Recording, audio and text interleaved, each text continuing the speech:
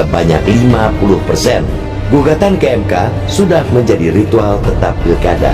Meski sebelum pesta demokrasi lokal digelar, pasangan calon atau paslon berikrar siap menang dan siap kalah.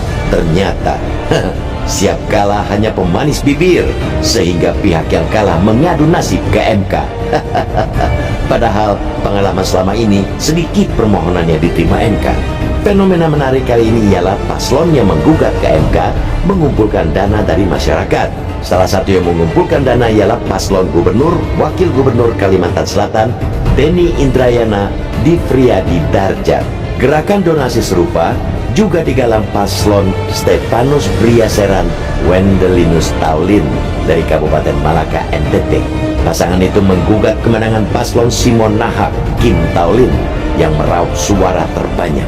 Alasan paslon menggalang donasi ialah pendidikan politik bagi masyarakat, bahwa politik itu membutuhkan biaya. Benar bahwa politik membutuhkan biaya, tetapi apakah membiayai gugatan ke MK bagian dari pendidikan politik? Kesannya hanya sebuah sensasi, seakan-akan rakyat berada di balik gugatan tersebut. Disebut sensasi karena proses gugatan ke MK bukan lagi ranah politik, tetapi memasuki wilayah hukum. Karena itu, proses hukum, maka pembiayaan sepenuhnya menjadi tanggung jawab paslon. Dan rakyat tidak perlu lagi diseret-seret. Alangkah tak eloknya pengumpulan dana politik dipakai untuk membiayai proses hukum. Undang-Undang Nomor 10 Tahun 2016 tentang Pilkada hanya mengatur sumbangan untuk kampanye.